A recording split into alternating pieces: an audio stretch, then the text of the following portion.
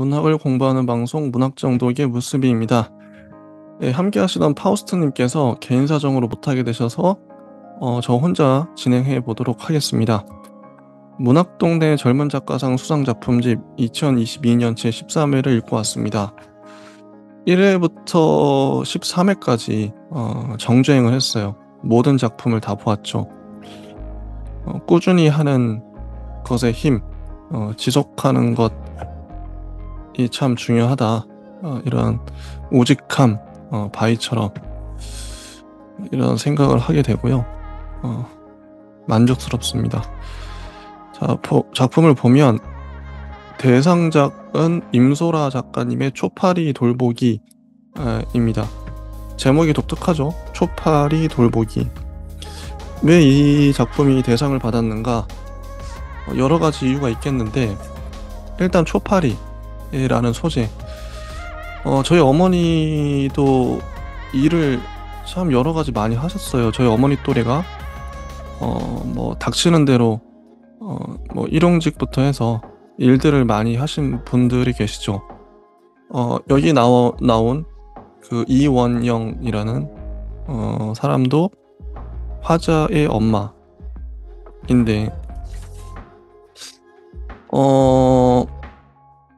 그 그래서 이 딸과 엄마가 나오는데, 이 엄마가 많은 일들을 했어요.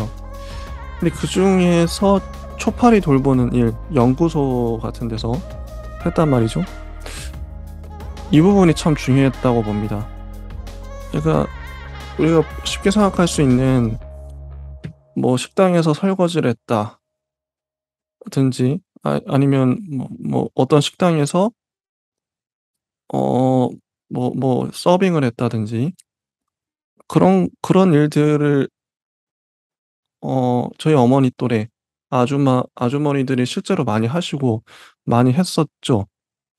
그런 사례를 어 노동 사례를 들 수도 있었는데, 초파리 돌보는 사례 자체가 독특하잖아요. 근데 실제로 여기 보면 은유적으로도 참 좋고요. 그 부분이, 그러니까 독특함, 어쨌든 대상은 뭔가 차별화가 되어야 하는데, 그런 독특한 지점이 심사위원들한테 어필하지 않았나. 일단 한번 읽어 보겠습니다. 이 외에도 장점이 많이 있는데요. 이원영은 초파리를 좋아했다. 초파리의 날개와 눈을 특히 좋아했다. 투명하고 얇은 날개는 성당에서 보았던 스테인드 글라스를 닮았다. 정교하게 짜인 무늬 사이사이로 무지갯빛이 감돌았다. 새빨간 눈은 석류의 단면을 닮았다. 붉고 영롱한 수천 개의 알갱이들이 빼곡하게 모여 하나의 동그라미를 이루었다. 마취된 초파리는 생명이 유지된 채 멈추어 있었다. 초파리의 눈을 보고 있자면 눈을 이루는 무수한 동그라미들이 일제히 원형의 눈동자를 쳐다보는 것처럼 느껴졌다. 초파리와 교감을 하는 것 같았다. 그래서 이원영, 이 엄마죠. 엄마가 초파리를 좋아했다. 근데 여기 나와 있는 그 묘사들이 성당에서 보았던 스테인드 글라스를 날개가 닮았어요. 되게 긍정적인 묘사죠. 성당에서 보았던 스테인드 글라스. 음.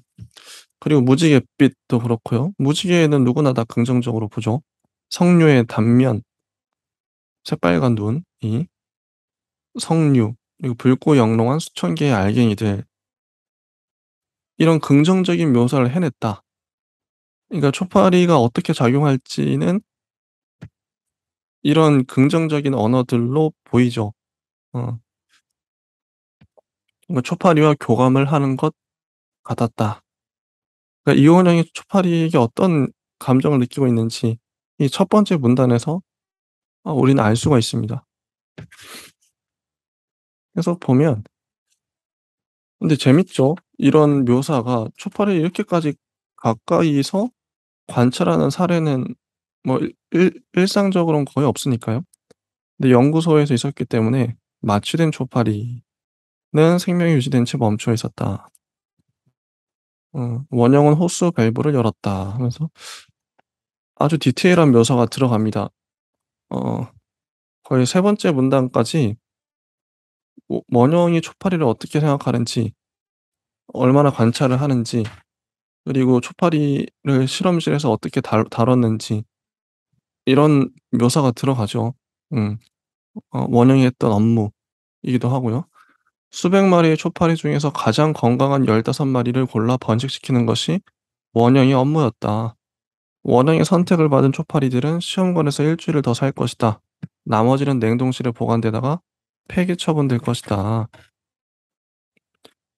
이런 업무를 했다는 거죠. 실험동 아르바이트를 소개해 준 사람은 미선이었다. 미선이 등장합니다. 원형은 미선과 텔레마케터 일을 하다 만났다. 음. 원형은 1978년 가발 공장 취업 이후 웹하는 마트캐셔, 초등학교 급식실 조리원, 볼펜 부품을 조립하는 부업 등을 거치며 쉬지 않고 일해왔다. 그리고 원형이 해왔던 일들이 나열이 돼요. 1978년 어 이런 실 구체적인 해가 언급이 되고, 이게 인제 실제감을 더 주죠. 가발 공장 취업 이후 웹판원, 마트캐셔, 초등학교 급식실 조리원, 볼펜 부품 조립하는 법, 이런 일들을 거쳐왔다는 거죠. 이런 언급들을 보면 얼마나 열심히 잘 살아와 오셨는지 볼 수가 있는, 근데 이런 분들이 은근히 많다. 이런 근데 이런 사례 중에서 하나를 작가님은 선택할 수 있었을 거예요. 근데 초파리를 선택한 건 신의 한 수였다고 봅니다. 뭐 누구나 선택하는 우리가 흔히 아는 어떤 직업, 곧 아까 제가 말씀드린 것처럼 서빙이나 설거지하는 일을 했다면 별로 튀지 않았을 거예요. 정말 튀지 않죠. 사례의 독특함. 그래서 우리가 이런 소설을 쓸 때 어쨌든 뭔가 독특한 직업을 묘사하는 게 낫지 않은가. 그리고 뭐 일반적인 직업이라 할지라도 거기서 어떤 독특한 사례들을 끄집어낼 수 있다면 어쨌든 차별화가 중요하겠죠. 누구나 다 하는 직업, 아는 직업을 할 거면 그런 독특한 어떤 지점을 뽑아낼 수 있어야 되고, 아니면 아예 진짜 초파리 돌보는 이런 직업을 하든지, 이런 것들이 좀 주목이 돼요, 처음엔. 그럼에도 50대 무경력 주부로 취급되었다. 50대 무경력 주부. 씁쓸하죠. 예. 면접을 보러 오라는 곳 자체가 드물었다. 주변 사람들은 "왜 일을 하느냐." 했다. "집에 있어도 되지 않느냐." 했다. 딸에게 개인 교습을 시켜줄 수는 없었지만 학원에 보낼 수 있을 정도는 되었다. 학원에 보낼 형편이 안 되었던 시절에도 원영은 비슷한 말을 들었다. 학원비 몇 푼 버느니 집에서 아이를 돌보는 편이 낫지 않냐는 식이었다. 원영은 자기 일을 갖고 싶었다. 집을 갖고 싶다거나 아이를 갖고 싶다는 여느 사람처럼 그랬다. 중학교를 졸업한 이후로 33년 동안 그랬다. 텔레마케팅 사무실은 창문이 없긴 했지만 무제한으로 믹스커피를 제공하는 탕비실이 있었고, 천장에는 시스템 에어컨이 있었다. 칸마이가 설치된 책상이 직원 모두에게 제공되었다. 가져본 적 없는 자신만의 책상이었다. 첫 출근 전날 원영은 문구점을 찾아갔다. 딸의 책상에서 본 볼펜과 필통, 사무용 방석과 무릎 담요, 텀블러와 손뜨개 코스터 따위를 구입했다. 가족 사진이 들어있는 작은 액자도 가방에 챙겼다. 사무실 책상을 꾸미기 위해서였다. 문장이 정말 잘 흘러가요. 어 지금도 읽어 드린 것처럼 원영이 여러 가지 일을 했는데 50대 무경력 주부로 취급을 받고, 주변 사람들은 "야 집에 있어도 되지 않냐." 근데 개인 교습을 시켜줄 정도는 아니지만 학원에 보낼 정도는 돼, 형편이. 근데 뭐 "그렇게 버느니 뭐 아이를 돌보는 편이 낫지 않냐." 주변에 이런 말들을 들은 거죠. 주변 상황이 녹록지가 않아요. 그 취업을 할 때도 직장에서 나를 뽑아주는 기준도 그렇고, 주변 사람들의 시선도 그렇고, 그냥 자기 일을 갖고 싶었다는 거죠. 음. 중학교를 졸업한 이후로 33년 동안 이게 텔레마케팅 일을 할 때도 자신만의 책상이 있어. 근데 여기서 참 문구점을 찾아가죠. 딸의 책상에서 본 볼펜과 필통, 사무용 방석과 무릎 담요, 텀블러와 손뜨개 코스터 따위를 구입했다. 여기서 원영의 마음이 정말 예뻐요. 어 감동적이죠. 그 엄마의 마음. 근데 이런 부분들 하나하나가 되게 디테일한 부분들, 아기자기한 부분들 하나하나가 우리들의 마음을 건드린 것 같아요, 심사위원들의 마음도. 그래서 이 작품이 대상을 받지 않았나. 이게 디테일한 일상들이 설득을 해내거든요. 어 그래서 초파리라는 독특한 일과 요런 원형이란 인물에 우리가 정을 가질 수밖에 없는, 공감할 수밖에 없는 이런 훈훈한 에피소드들이 많이 등장한다. 이런 게 인제 장점인 거죠, 이 소설의.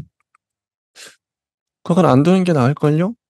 액자를 꺼내는 원영에게 옆자리의 미선이 말을 건넸다. 며칠 지나지 않아 원영은 미선의 말을 이해했다. 하루 9 시간을 근무했고 9 시간 동안 전화번호를 눌렀고 자주 헤드셋 너머로 쌍욕을 들었다. 보이스피싱도 대출 광고 전화도 아니었다. 인터넷몰이나 홈쇼핑을 통해 마케팅 동의를 한 사람에게만 새로 출시한 상품에 대해 안내 전화를 거는 것이었는데 사람들은 다짜고짜 욕을 해댔다. 고객보다 먼저 전화를 끊어서는 안 되었다. 한 손으로 관자놀이를 집은 채 영어는 평생 들어본 적 없는 말들을 듣고 있었다.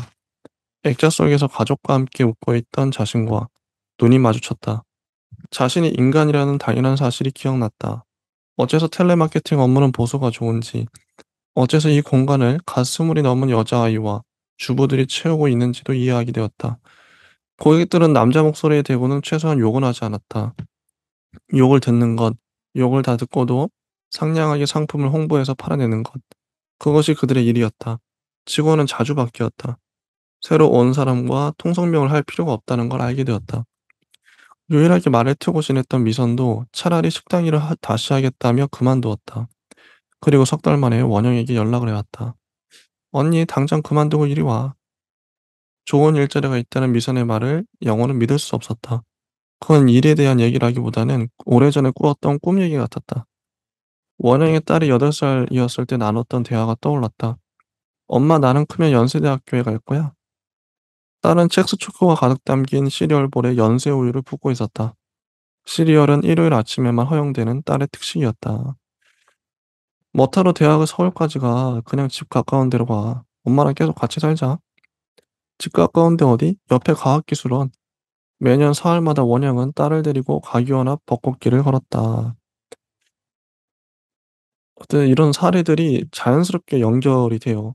꼬리에 꼬리를 물고 텔레마케팅 일의 현실에 대해서 욕을 들어먹는, 욕을 감수하는, 9 시간, 9 시간을 근무했고 9 시간 동안 전화번호를 눌렀고 자주 헤드셋 너머로 쌍욕을 들었다. 이런 극한의 감정 노동을 했던 거죠. 버티는 게 참 힘들었던 일이었고, 이 기대했던 직장에서 이런 일을 했으니 일에 대한 모든 기대가 사라졌겠죠? 어 근데 아까 미선이라는 분이, 친구가 소개해 준 곳으로 갑니다. 그게 인제 과기원인데, 원영은 미선을 따라 대학교에 갔다. 늘 멈춰서던 정문 앞에서 머뭇거렸다. 캠퍼스 안에 들어가 보는 건 처음이었다. 미선이 빨리 오라고 손짓을 했다. 원영은 고개를 끄덕였다.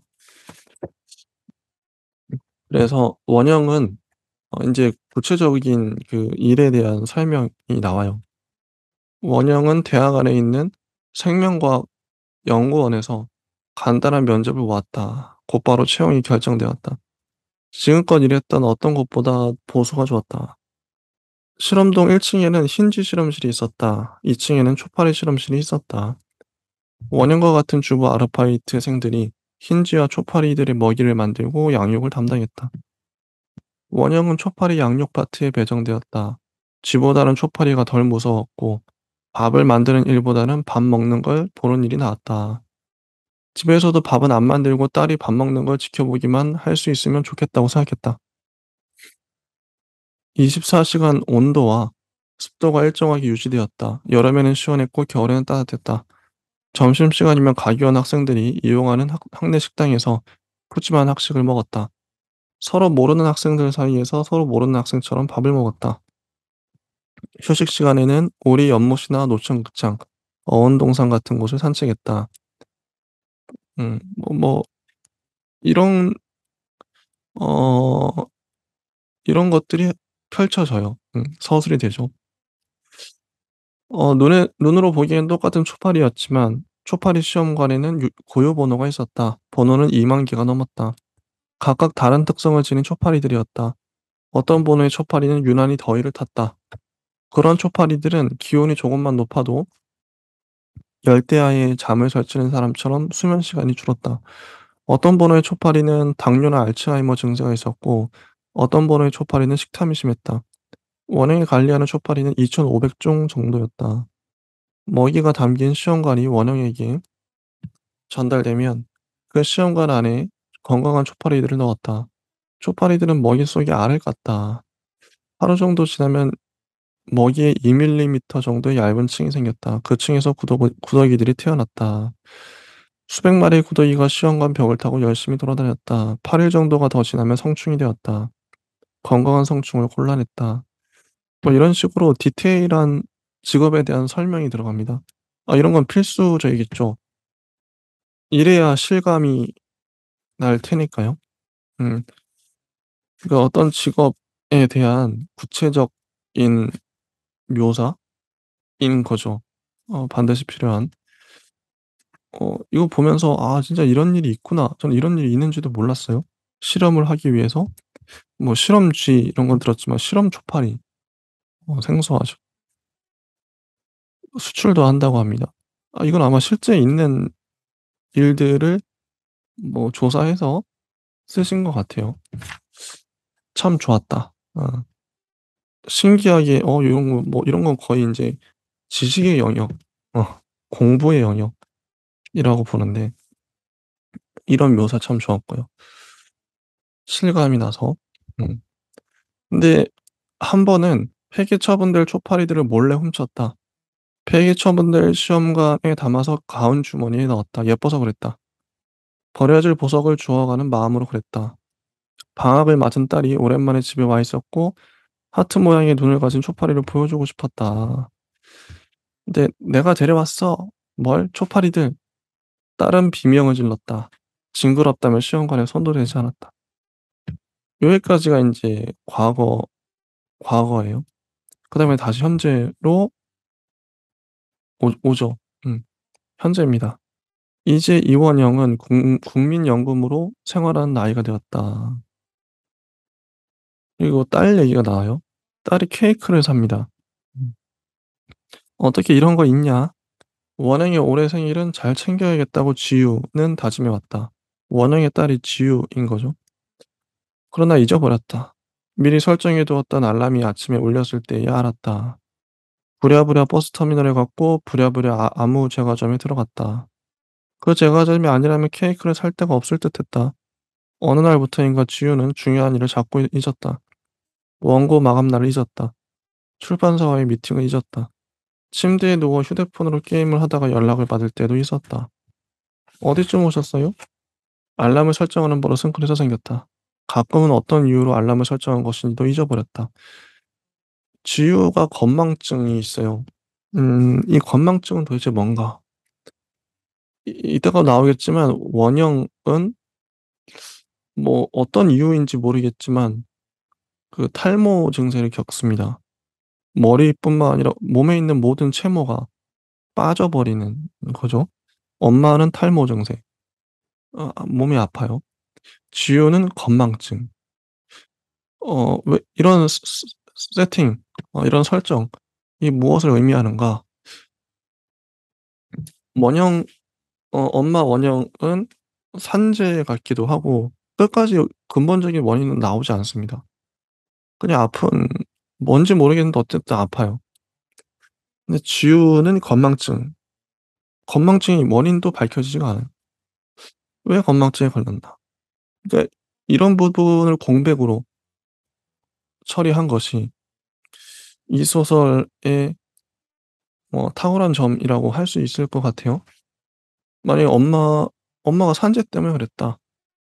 뭐 이런 구체적인 이유가 밝혀졌다면 어떻게 보면 메시지가 단일하게 흘러갈 수 있었을 것 같아요. 너무 쉽게 일이 풀려 버리는 거죠. 엄마도 그렇고 지우도 그렇고. 건망증의 이유는 이런 거야. 그러면 그거에 대한 약을 먹거나 치료하면 끝나니까요. 그게 아니거든요. 여기 나온 인물들은. 음. 애매모호하게 처리했다는 거죠. 약속 장소에 오기 위해 지하철을 탔다가 치호는 무언가를 보았고 기분이 상했다고 했다. 치혼이란 작가를 만나려고 지우가 어 이제 지금 만나서 치혼의 스토리를 듣는 거예요.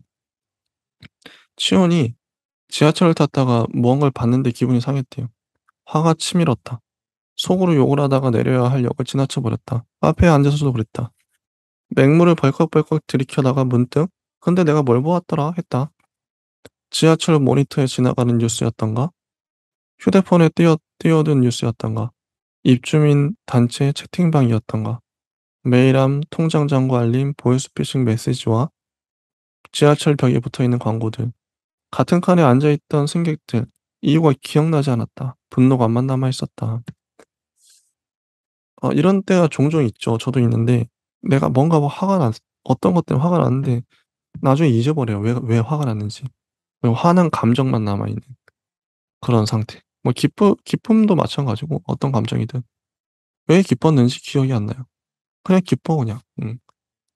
이런 거죠. 짜증이 날 때도 그렇고 어떤 분노를 전달할 때도 그렇고. 소설을 쓰면서 지우는 종종 시작점을 잊어버렸다. 어떤 생각이나 장면으로부터 소설이 시작된 것인지에 대해서 이유는 분명히 있었다. 그 소설을 써야만 한다고 결심하게 만든 중요한 무엇인가가 있었다. 그런 게 있었다는 것만 기억이 났다. 소설을 처음 쓰게 된 이유라거나 작가로 살아가기로 결심한 이유에 대해서도 마찬가지였다. 내가 왜 소설을 쓰기 시작했더라? 지우는 이유를 지어냈다. 이제 지유 안에 자리 잡고 있는 것은 잊어서는 안 되었던 무언가가 아니라 중요한 것은 잊을지 모른다는 두려움이었다. 시장은 트렌드에 맞춰 글을 써줄 것을 은근히 요구하고 있었고 작가들은 기만하게 다음 책을 출간하고 있었다. 다음 이야기, 그 다음 이야기로 더 빨리 뛰어야만 했다. 그래야 잊히지 않을 수 있었다. 매번 시험대에 올라서는 기분이었다. 정신없이 글을 쓰다가 문득 주변을 둘러보면 무엇인가 잊어버렸다는 생각에 사로잡혔다. 뭐였더라? 음, 이게 상당히 중요하게 거론이 되잖아요. 사례를 많이 들면서 아까 치온도 화가 치밀었는데 왜 화가 치밀었는지 모르고 분노감만 남아 있어요. 그리고 잇따라서 지우의 사례 소설을 쓰기 시작했는데 왜 쓰기 시작했는지 이유를 까먹어요. 이게 꽤나 공들여서 묘사가 되고 있단 말이죠. 작가가 그만큼 독자들에게 전달하고픈 무언가가 있는 거죠. 반복해서 다른 사례들로 비슷비슷한 사례들로 나열한다는 건 어쨌든 잊어버린다는 거예요, 처음에 이유를. 이유가 있었는데 이유가 뭔지 몰라. 어. 뭔가 잊어버렸어. 어. 지유를 통해서 전달하고 싶은 건 그런 망각이 아닌가. 음. 중요한 걸 잊어버렸다. 정확하게 잡히지는 않아요. 이걸 뭐라고 설명해야 될지 뭐 한두 문장으로 요약할 수는 없는 것 같고 어 애매모호합니다. 어. 어떤 메시지 지유를 통해서 뭘 전달하고 싶은 건가.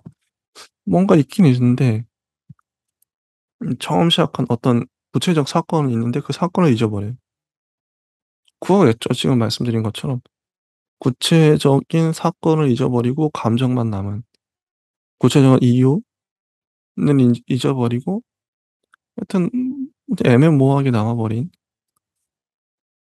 그걸 지우를 통해서 드러내고 싶지 않았나. 음. '우리 딸 3년 만에 보겠네. 3년 동안이나 원형을 보지 못했다는 사실도 지우는 그때야 알았다.' 음. 그리고 3년 만에 만난 원영은 집안에서도 털모자를 쓰고 있었다. "엄마 지금 5 월이야." 지우는 원영의 옷장을 열었다. 얇은 옷은 보이지 않았다. 너무 추워서 얇은 옷은 박스에서 아예 꺼내지 않았다고 원영은 말했다. 어 이런 거죠. 그리고 어쨌든 원영이 많이 아파요. 5 월에도 털모자를 쓰고 있을 정도로. 채모는 다 빠지고. 그리고 지우와 원영은 트로트 경연 프로그램을 봐요. 어떤 건지 알 것 같죠? 슬픈 노래가 나오자 원영의 눈이 빨개졌다.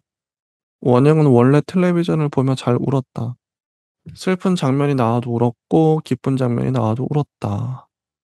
"또 봐도 재밌어." "이미 본 거였어?" "응, 매일 보고 싶은데 일 주일에 한 번만 방영하잖아." "볼 때마다 울어?" 원영은 고개를 끄덕였다. 이건 실제 어르신들이 그러거든요. 저희 어머니도 뭐 미스 트롯, 미스터 트롯 무한 반복해서 재방영하는 걸 뭐 2번, 3번, 4번 계속 보시는데 어르신들은 앉아 가지고 TV 켜 가지고 그냥 멍하니 보시는 것 같아요. 근데 볼 때마다 재밌고 볼 때마다 슬프고 그런 거죠. 이게 아까 말했던 지우의 망각과도 관련된 거 아닌가. 내가 왜 슬픈지 모르겠는데 어쨌든 슬퍼. 근데 구체적인 이유는 있어요. 이유는 있었을 텐데 다 잊어버린 거죠. 그 감정만 남았다. 이런 거 정동이라고 할 수 있을까요? 어르신들 특히 나이 드신 어르신 저희 어머니도 60이 넘으셨는데 살면서 겪었던 수많은 사건들 다 기억이 안 나죠 일일이. 기억이 날 수도 없고 인간은 망각의 동물이니까요. 결국 감정만 남은 거 아닌가. 그런 걸 한이라고도 할 수 있을 것 같아요. 사무친 감정. 그게 한이 맺히다라고 하잖아요. 그래서 사람이 나이가 들수록 남는 건 그런 감정, 진한 감정, 어 감정을 우려낸 것 같은 커피처럼 말이죠. 아니면 사골 국물처럼 진하게 우려낸 감정만 남아서 가슴에 이렇게 감정이 고여 있다가 뭐 현재 어떤 일이 일어나면 거기서 기쁜 감정도 튀어나오고 슬픈 감정도 튀어나오는데 그게 너무 진한 거죠. 나의 60 년이 육박해서 나오니까. 어 뭐 내가 몇 살 때였는지 모르겠지만 그때의 감정이 튀어나오는 거니까요. 이렇게 해석할 수 있겠네요. 지우와 원형을 그걸 전달하고 싶었던 것 같아요 작가님은. 이 감정의 응어리, 한, 정동을 말이죠. 참 중요합니다 인간이 살면서. 이유 이유보다 더 중요한 게 그러니까 이유는 논리잖아요. 논리고 이성이고 사람이 이성의 동물이지만 그 이전에 감정의 동물, 감성의 동물, 감수성의 동물일 텐데 그게 더 중요하죠. 근본이죠. 나의 감수성과 감정이 나의 이성을 이끌어가니까요. 그걸 말하고 싶은 던 것 같아요. 어 인제 좀 감이 잡힙니다. "밤에는 원영에게 미나투를 배웠다." 원영은 다 보이게끔 펜을 쥐고 있었지만 지우는 계속 썼다. 자리를 정리할 무렵에야 자신이 읽을 때까지 원영이 기다려 주었다는 사실을 지우는 알아챘다. 잠자리에 들기 전에 원영은 말했다. "이거 틀어 두고 자." 액정에 유튜브 동영상이 떠 있었다. 보기만 해도 건강해지는 기적의 음파. 지우는 알겠다고 답했다. 침대에 누워 지우는 원영과의 하루를 곱씹었다. 어 원영은 한 계단 한 계단 유아처럼 두 발로 디뎌가며 올랐다. 한 손으로는 난간을 잡았고 다른 쪽 손으로는 무릎 쪽을 짚었다. 연한 채소와 죽 외의 음식은 먹지 못했다. 삼키기가 불가능 한 것은 아니지만 곧 개어날 것이 뻔하기 때문이었다. 되게 앙상해요. 채무가 거의 사라지고 없어요. 이런 상태. 어머니의 상태가 심각하죠. 음. 그리고 경희대학교 병원에 찾아가기 전에 원영은 분당에 있는 한의원에 다녔다. 20여 년 전통의 탈모 전문 한의원이었다. 한약을 먹으면서부터 소화가 안 된다고 원영은 말했었다. 그전에는 대전에 있는 대학병원 세 군데에서 정밀 검사를 받았다. 자궁에서 혹이 발견되긴 했지만 양성이었고 굳이 떼어낼 필요도 없다고 했다. 그 이전에는 탈모 치료기를 구입했다. 몸 여기저기에 번갈아 가며 빔을 쐬면 하루의 절반이 지나갔다. 그전에는 피부과에서 주사를 맞았다. 그전에는 먹는 탈모약과 바르는 탈모약을 사용했다. 그전에는 족욕을 하고 영양제와 서리태를 먹었다. 지우는 그전에 대해 생각했다. 쪽파리들이 시험관을 빠져나와 안방 구석구석을 날아다니는 장면이 눈앞에 펼쳐졌다. 그날 지우는 자신을 부르는 원영의 목소리를 듣고는 안방문을 열었다. 안방 욕실 문을 열었다. 샤워기에서 물줄기가 쏟아지고 있었다. 물줄기 속에 원영이 쪼그려 앉아 있었다. 젖은 머리카락을 거꾸로 늘어뜨리고서 두 손으로 새카만 뭉치를 들고 있었다. 머리카락이었다. 이 부분도 탁월하죠. 그전에는 하면서 엄마에게 어떤 치료의 역사가 있었는지, 어 뭐 어떤 약을 먹고 어느 병원에 가고 어떤 검진을 받고 뭐 이런 의심될 만한 지점들을 열거하고 있죠. 나열하고 있죠. 참 좋습니다. 이 문장을 정말 잘 썼어요. 임수로 작가님이. "실험동에서 초파리를 훔쳐왔던 그날부터 원행의 머리카락은 뭉텅뭉텅 빠졌다." 음. 그래서 참 이게 산재인가 싶은 거죠. 원영에게 나타나는 증상이 일반적인 탈모가 아니라는 것쯤은 지우도 짐작하고 있었다. 음. 의심이 들었던 거죠. 초파리 실험실에서부터 원형이 잘못된 것이다. 어 지우는 인제 산재를 밝히기 위해서 엄마에게 물어봐요. 실험실이 어땠냐고. "초파리들이 엄청 예뻤어." 원형은 실험동이 아닌 초파리에 대해서만 이야기했다. 원형은 인터넷으로 초파리를 종종 검색한다고 했다. 그죠? 어 그리고 원형이 모아 놨던 초파리에 대한 클리어 파일도 보여줘요. 음. "실험동에서 하얀 가운을 입었다고 했잖아. 마스크나 장갑은 꼈어?" 음.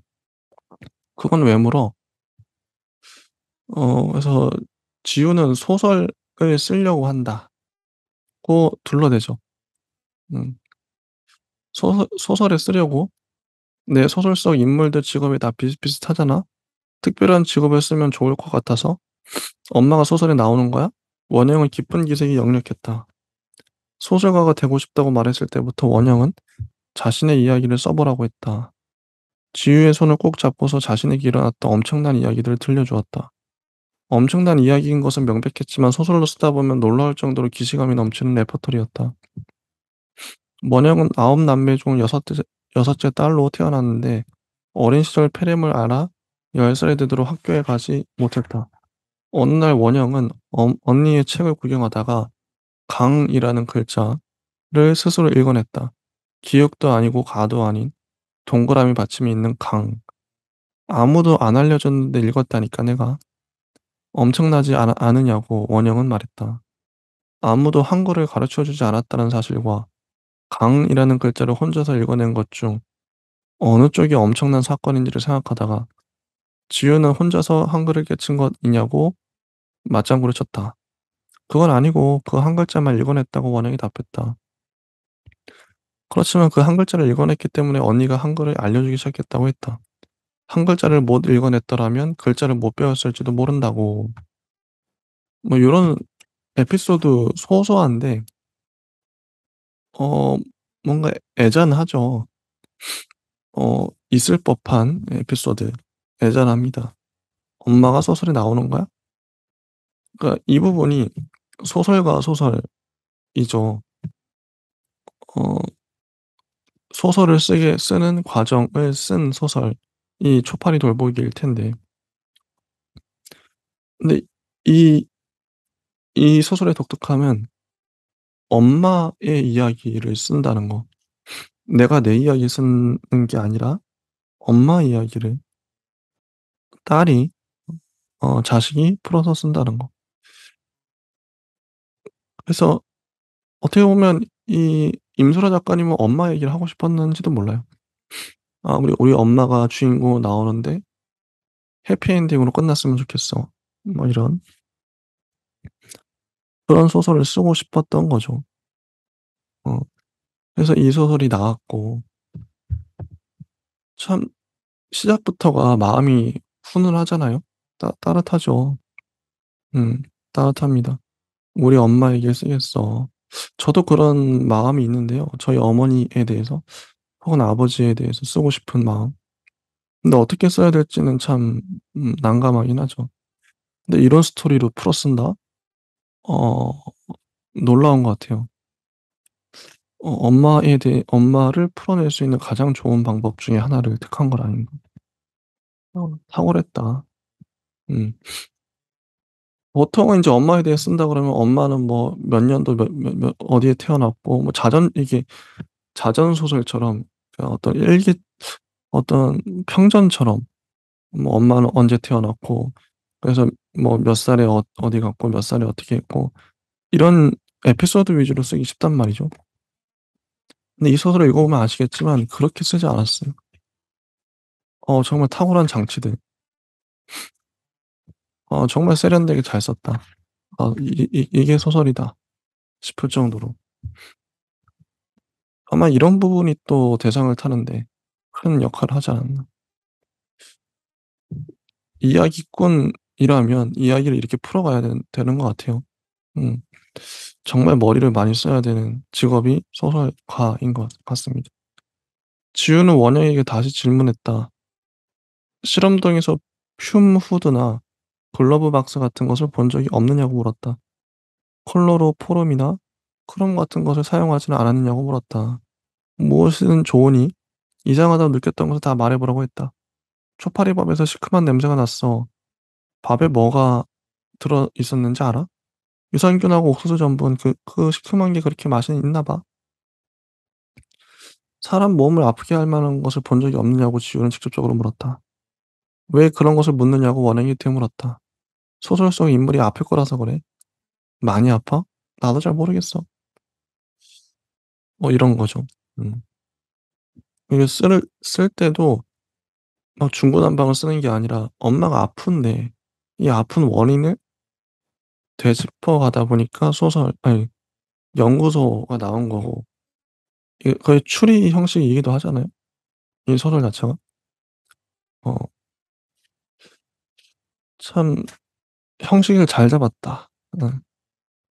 지우는 원영에게 매일 전화를 걸었다. 이 두 여자가 소통을 자주 하게 되는 거죠. 음. 어떤 일이 있었는지 한번 기억해 봐라. 함께 일했던 동료의 이름이 뭐였냐는 둥, 실험을 주도했던 교수는 누구였냐는 둥 물었다. 지우는 원영을 닥달했다. 잘 기억해 보라고. 잊고 있는 것이 분명히 있을 거라고 했다. 하루는 지각을 했다고 원영이 말했다. 손을 씻는 것을 잊어버렸다. 뭐 뭐 "이상한 거 없었다니까." 뭐 이런 얘기. 없는 얘기를 지어내려는 지우가 원형은 탐탁치 않았다. 아무 문제가 없는 곳을 문제가 있는 것처럼 쓰면 안 된다고 여겼다. 초파리 실험동을 원형의 꿈이 이루어진 것이었다. 어째서 지우가 나쁜 방향으로 이 이야기를 쓰겠다고 고집하는지 이해할 수 없었다. 이 부분도 참 시각의 차이인데요. 지우는 확신하고 있죠. '초파리 실험동이 문제야.' 근데 원형은 거기가 인제 어머니의 자기의 꿈이 이루어진 장소였던 거 너무 천국 같은 곳으로 기억을 하고 있어요. 두 사람의 관점이 다르죠, 한 곳을 보는. 지우는 그곳을 어머니가 탈모 증상이 있고 이렇게 아프게 된 근본 원인 지옥 같은 곳이라고 보고 있고 원형은 거긴 내 꿈이 이루어진 장소, 거기서 돈도 벌고 너무 잘 일했다. 이런 관점의 차이, 같은 것을 보는 관점의 차이를 보여주고 싶었는지도 모르겠어요, 작가님은. 그리고 이야기를 만드는 사람은 필연적으로 어떤 음 그런 지옥을 만들어내는지도 모르겠다. 그러니까 실제와 다른 묘사를 하는 거죠, 자기의 의도대로. 실 뭐 원형이 실제로 어 그 실험실에서 병을 얻었다면 소설가는 그 실험실을 지옥 같은 곳으로 묘사를 하겠죠. 왜냐면 너무 밝은 곳에서는 그런 병을 얻을 수가 없으니까. 개연성을 다 따져 보자면. 이런 부분도 창작에서 어떤 허구가 끼어드는가. 음. 원형의 기억을 지우고 훼손하는 느낌이었다. 지유야, 이야기가 너무 뻔하지 않니? 원형은 실험동의 동료들을 떠올렸다. 미선이 아프다면 적어도 실험동 때문은 아닐 것 같았다. 20년 동안 가족의 저녁 밥상을 차리다가 고등어구이에서 올라오는 미세먼지에 노출되어 암에 걸릴 확률이 더 높을 것 같았다. 패스트에 걸려 죽은 사람보다 모기에 물려 죽은 사람이 더 많다고. 원영은 실험동 교수에게 들은 이야기를 지우에게 전했다. 그래, 사소한 게 쌓일 수도 있지. 실험실에서 이산화탄소를 썼다고 했지? 이산화탄소가 몸에 쌓이면 어떻게 되나 알아봐야겠다. 도대체 뭐가 원인일 것 같은데? 엄마가 말해봐. 원영은 소설의 아이디어를 제공하는 척하며 자신의 이야기를 들려주기 시작했다. 나라면 이렇게 쓸 거야. 주인공 이름이 원영이라고 해봐. 원영이네 택배가 엉뚱한 집에 배달된 거야. 그래서 원영이 남편의 택배 기사하고 원영이 남편이 택배 기사하고 다툰 거야. 근데 이 택배 기사가 이후로 원영이만 보면 욕을 하는 거야. 남편한테는 아무 말 안 하면서 "아줌마 내 눈 쳐다보지도 마쇼." 막 눈을 뽑아버린다고 그러고. 근데 원영이는 남편한테 아무 말도 못 하는 거야. 세상이 얼마나 무섭니 지우야. 싸움이 커졌다가 해코지하면 어쩌나 싶은 거지. 집 주소도 알고 공동 현관 비밀번호도 아는데 해코지도 원영이한테 할 거 아니니? 끙끙 앓다가 아프기 시작하는 거지. 그 이야기야말로 인터넷 기사에서 많이 본 것 같다고 지우는 답했다. 원영은 다른 이야기도 들려줬다.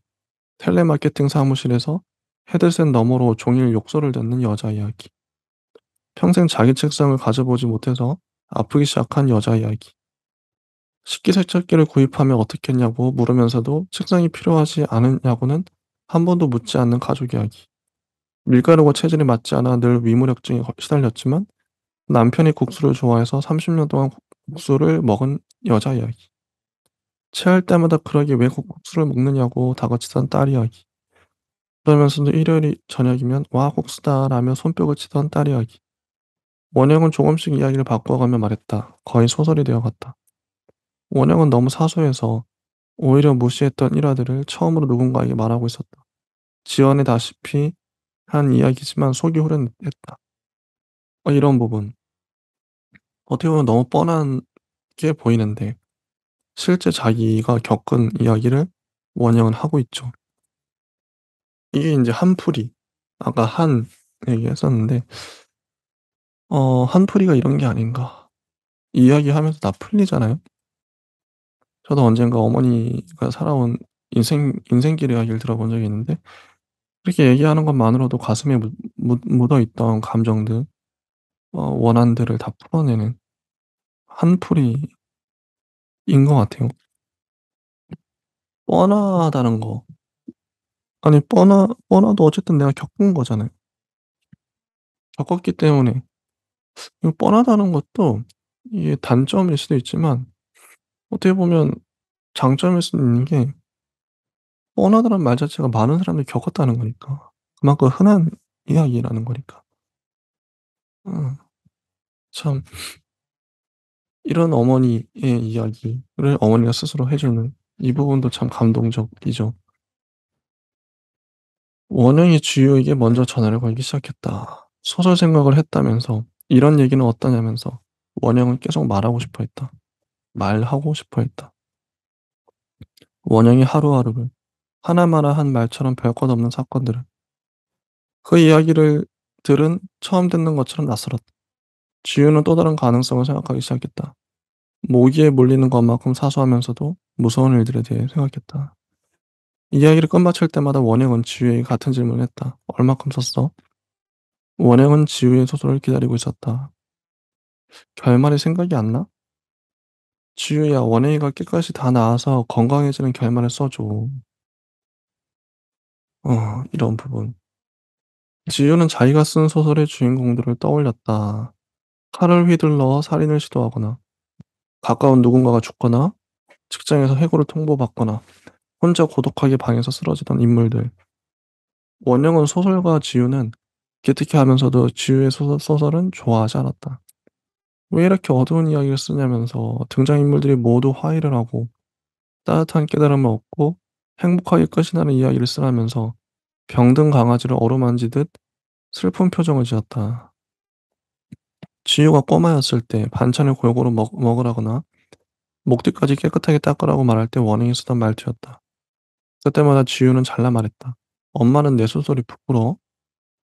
이번에는 이 말을 할 수 없었다. 원영이 다 낫는 결말을 쓸 수 없다고 원영에게 말할 수는 없었다. 해피엔드를 쓰는 것이 어떤 소용이 있다고 생각되지도 않았다. 그렇게 쓰면 뭐해. 소설은 소설일 뿐인데. 이렇게 말하죠, 딸이. 그게 원영이 물어요. 소설일 뿐이면 왜 써? 이런. 소설일 뿐이면 왜 써? 이런, 음, 어, 어, 의미심장한 말을 하죠. 참, 좋습니다. 좋아요. 같이 소설을 만들어 가는데 엄마가 이 소설가 지우에게 개입을 하면서 지우의 생각이 변해가는 거죠. 기존의 소설관, 문장관이 바뀌어가는 것이죠. 음. 지우의 입장은 충분히 이해가 가는데 엄마의 입장도 이해가 가요. 해피엔딩을 써. 음 참 그런 거죠. 그리고 그 중간에 치혼이라는 사람과 지우는 같이 산책을 해요. 음. 이팝나무 조팝나무 얘기도 하죠. "저게 이팝나무였나요? 조팝나무였나요?" 지우가 물었다. "이팝나무네요." "어떻게 알았어요?" 이팝나무 꽃잎은 이 발음할 때처럼 길쭉하게 생겼고 조팝나무 꽃잎은 조 발음할 때처럼 동그랗게 생겼어요. 지우는 고개를 갸우뚱했다. 이 얘기 다른 사람한테 들은 적이 있는 것 같아요. 저도 다른 사람한테 들은 얘긴데요. 그 다른 사람이 누굴까요? 부모님 아닐까요? 음. 요즘에도 잊어요? 지우가 물었다. 시호는 선뜻 답하지 못했다. 이유를 잊는다면서요? 치원이 말을 하죠. 이유를 잊게 되는 원인이 있을 거예요. 스트레스 상황이 반복되면서 단기 기억력이 나빠진 것일 수도 있겠죠. 그런데 이유를 잊어야만 하는 이유가 따로 있는 것 같다는 생각이 들어요. 지워진 게 아니라 필요에 의해 치워졌다고 해야 할까요? 이런 생각을 하다 보면 원인과 이유가 일치할 수 없다는 것을 종래는 알게 돼요. 그 불일치가 나한테는 원인인 것 같아요. 이 부분도 직접적으로 원형 원형이 아픈 이유에 대해 생각하게 되죠. 그 이유를 찾고 있잖아요, 지우는. 지우는 이유를 찾고 있다. 뭔가 라임이. 지우는 이유를 찾고 있는데 그 이유를 이제 어떤 답을 준 것 같아요, 치훈이. 이유 이유를 잊어야만 하는 이유가 있는 것 같다. 필요에 의해 치워졌다. 원인과 이유가 일치할 수 없다. 그 불일치. 이런 얘기를 하죠. 치호는 6살 때 일화를 지우에게 들려주었다. 이런 부분이 참 좋아. 이 소설이 1 화 단지 이론적인 얘기만 하는 게 아니라 1 화의 스토리를 얘기한다는 거죠. 이게 문학이죠. 1 화를 지우에게 들려주었다. 어린이날이었다. 친척들과 다 같이 밴을 타고 딸기 농장에 가기로 했다. 배는 자리가 좁았고 에어컨은 시원찮았다. 치원이 노래를 그러자 다들 좋아해 줬다. 농장에서 딸기를 배불리 먹었다. 그리고 다시 벤에 올랐다. 창가에 자리를 잡은 치훈의 엄마가 말했다. 여기 올 때에도 창가에 앉았는데 땡볕이 쏟아져서 너무 괴로웠다고. 그래서 이번에는 반대 방향 창가에 자리를 잡았다고. 그런데 그 사이에 해가 기울어 이번에도 자기 자리로 땡볕이 쏟아진다고. 친척들은 웃었다. 치훈은 갑자기 엄마가 무서워졌다. 앉은 자리에서 딸기를 다 토했다. 이후로 딸기 농장은 줄기차게 치훈의 꿈에 나왔다. 제가 아직도 딸기를 못 먹거든요. 근데 도무지 기억이 안 나는 거예요. 어째서 엄마가 무서웠는지. 분명 무서워서 겁에 잔뜩 질렸었는데 도대체 왜 무서웠는지. 아, 음, 그러게요. 왜 무서웠을까요? 엄마가 앉았다던 그 땡볕 쏟아졌다는 창가에 앉은 사람이 나였어요. 그 자리에 앉을 때 엄마랑 눈이 마주쳤어요. 엄마가 밝게 웃으면서 딸기가 맛있었냐고 물었어요. 엄마의 계산이 틀리지 않았더라면 내가 몇 시간 동안 땡볕 속에 앉아 있었겠죠? 그때는 무서웠는데 지금은 무섭지가 않아요. 내가 무서움에 내성이 생기면서 이유가 너무 사소해졌어요. 그러니까 왜 무서웠을까요? 이 아이는? 치온이라는 아이는? 엄마가 왜? 음, 글쎄요. 알 수가 없죠. 갑자기 엄마가 무서워졌다. 딸기를 다 토하고 먹지도 못하고. 음. 아무튼 이런 걸 생각하게 하네요. 이 소설은. 음. 어 그죠. 이유 이유 없음에 대해서, 원인 없음에 대해서, 감정만 남아 버린, 트라우마만 남아 버린 사태에 대해서. 어쨌든 병의 원인은 몰라요. 그래도 지금 어쨌든 머리는 다 빠지고 아픈 거죠. 음. 이런 사태에 대해서. 음. 원영이 여러 통의 문자 메시지를 보내 놨어요. 그 치혼과 지유가 산책하는 동안. "지유야, 원영이가 안 나오면 엄마가 너무 괴로울 것 같아. 다 낫는 걸로 써 주었으면 해. 지유야, 전화 안 받네. 혹시 서운한 거 아니지? 지유야, 무슨 일 있어?" 마지막 문자에는 다 잊어 달라고 적혀 있었다. 음. 이런. 음. 그리고 인제 이런 얘기가 나와요. 다음 이제 문단에서 어 지우의 소설 속에서 원형은 초파리를 들여다봤다. 초파리가 아름답게 표현되어 있었다. 지우가 소설을 쓰기 시작했을 무렵 원형은 초파리에게 로열 젤리를 투여하는 실험이 있었다는 기사를 발견했다. 원형이 키웠던 초파리들도 로열 젤리를 먹었다는 사실이 그제야 기억이 났다. 결국 로열 젤리를 먹고 원형은 나아요. 어. 털이 납니다 다시. 음. 원형을 괴롭혔던 미진단 질환은 초파리와 실험동 때문일 수 있다고 지우는 여전히 생각했다. 아니면 노아의 수순이었을 수도 있다. 누군가에게는 노아가 서서히 자연스럽게 오고 누군가에게는 치명적인 위력을 행사할 수 있다. 원형이 지우에게 소설로 써달라고 했던 그 모든 사연의 총합이 원인일 수도 있다. 어쩌면 지우의 소설도 사연의 한 부분일 것이다. 가장 시시한 문장으로 지우는 소설을 끝맺었다. 이원영은 다 나았고 오래오래 행복하다. 이렇게 소설이 끝납니다. 이원영은 다 나았고 오래오래 행복하다. 이거는 마지막 부분이, 결말이 애매하게 처리가 돼 있어요. 이거 실제로 나았는지, 로열 젤리 먹고 나았는지, 아니면 지우의 소설 속에서만 해피엔딩으로 끝났는지는 몰라요. 이것도 인제 여백, 공백으로 남겨 놓은 거죠, 독자의 상상력으로. 자, 이 소설 참 음 참 메시지가 이거 두 번 읽었는데 쉽지가 않아요, 소설이. 뭔가 깊이가 있는 것 같고. 어 그러니까 소설 뭐 이해 못할 부분은 없는데 그 의미 그 뜻을 헤아리는 게 어렵다는 거죠. 깊다. 음. 음.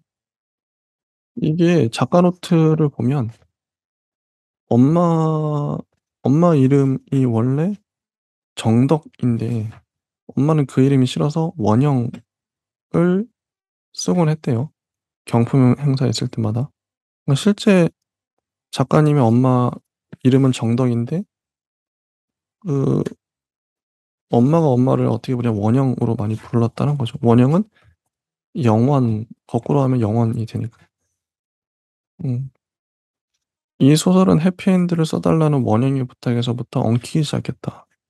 실제 엄마가 이런 부탁을 한 거죠, 임소라 작가님에게. 행복한 소설을 써 보라는 말은 귀에 못이 박히도록 들어왔지만 원영에게 알겠다고 대답한 것은 처음이었다.